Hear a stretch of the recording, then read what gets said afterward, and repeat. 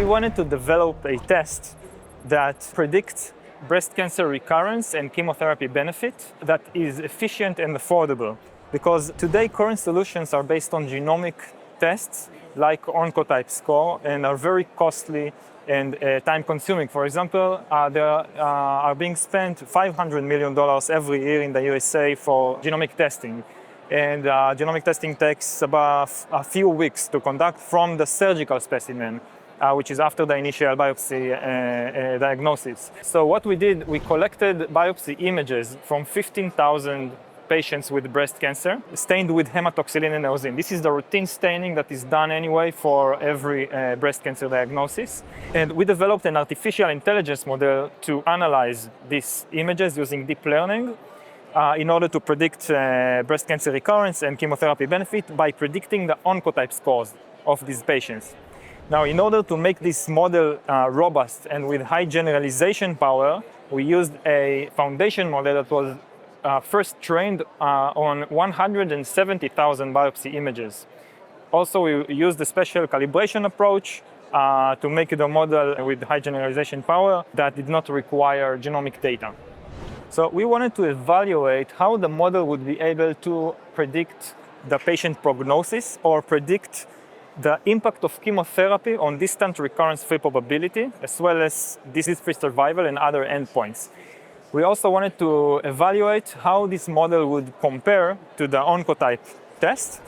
And lastly, we wanted to evaluate what would be the impact of such a model in places where genomic testing is not accessible, like developing countries. First, it's worth mentioning that over the past years, there have been several studies that showed that it is possible to predict breast cancer recurrence and even the Oncotype score from H&E images, including companies and including our study. But the problem is that these studies did not use randomized data, meaning that patients were not randomized to receive either chemotherapy or not. So they cannot be used to guide chemotherapy decision. What we did, we used patients from the TAILOR-X trial. This was a trial that randomized patients into either chemoendocrine therapy versus endocrine therapy. And we obtained the biopsy images of this trial. And this is what enabled us to develop and validate such a model. So some of our key findings were that this image-based AI model was comparable, or at least non-inferior to the Oncotype genomic testing, even though it was much more cheap and faster. It can be about 100 times more efficient and cheaper than genomic testing.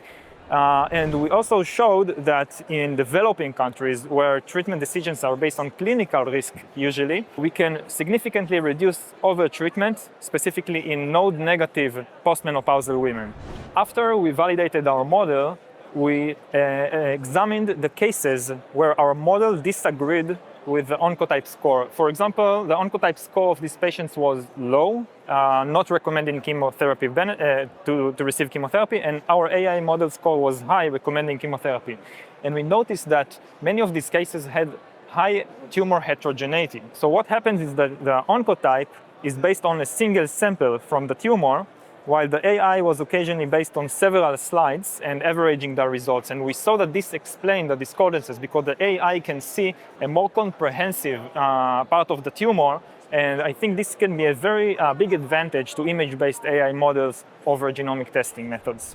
So this study shows that image-based AI models can be comparable to genomic testing solutions or even have the potential to be more accurate.